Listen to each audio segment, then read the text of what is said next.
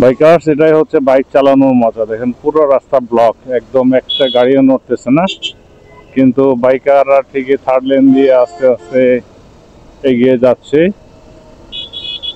কচ্ছপ গতিতে।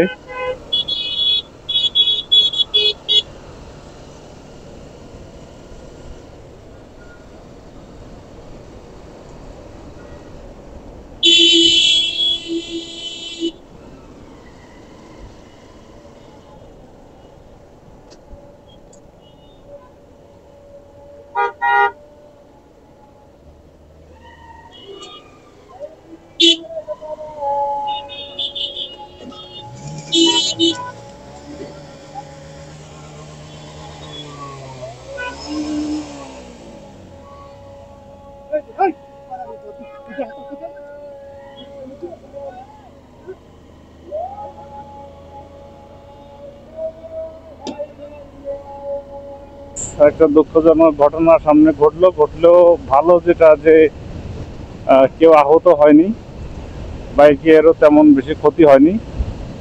আপনারা যে দেখলেন ওই ভদ্রলোক মধ্যবয়সী, ওনার পিছনে পিলিয়ন ছিল, উনি এই চাপাচাপি রাস্তায় যেখানে জ্যাম লেগেছে, গাড়ি যেতে পারতেছে না, খুব আর কি, আমিও আস্তে আস্তে যাচ্ছিলাম, উনি আমাকে ওভারটেক করে খুব মানে চাপ দিয়ে বেরিয়ে গেছিল। বেরিয়ে যে সামনে ওই গাড়িটা হচ্ছে নষ্ট হয়ে গেছে। গাড়িটা হচ্ছে একটা রেকার, পুলিশের রেকারে নিয়ে যাচ্ছে। তো পুলিশের রেকারে নিয়ে যাচ্ছে, রেকারে কিন্তু হচ্ছে যে আপনার ইমার্জেন্সি সিগন্যাল দেওয়া ছিল।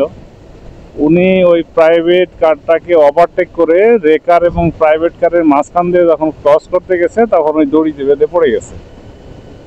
সামনে যে রেকারওয়ালা ছিল উনি তো আর ব্যাপারটা দেখতে পারে নাই, উনি তো টাইনে চলেই যাচ্ছে, উনি তো যাচ্ছে আস্তে আস্তে যাচ্ছিল বলেই উনি ভাগ্যক্রমে বেঁচে গেছেন। যদি মোটরসাইকেলটা গাড়ির সামনে পড়তো তাহলে নিশ্চিত আর কিছু করা থাকতো না, কারণ রেকারম্যান তো ওনাকে আসলে দেখতে পারেনি, দেখা সম্ভবও ছিল না। তো এই সম্পূর্ণ দোষটাই হচ্ছে এই বাইকার ভাইয়ের।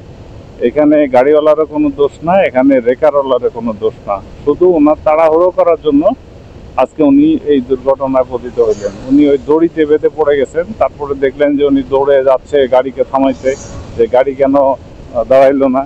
আসলে গাড়ি তো এখানে কন্ট্রোলিং নাই, কারণ গাড়ি নষ্ট, গাড়িটা টেনে নিয়ে যাচ্ছে রেকার দিয়ে। তো এই হচ্ছে সিনারিও, এভাবেই দুর্ঘটনা হয়। আসলে আমরা একটু ধৈর্য, পেশেন্স হারিয়ে ফেলি। আমাদের বেশিরভাগ বাইকারই হচ্ছে যে আমাদের ধৈর্যের খুব ঘাটতি।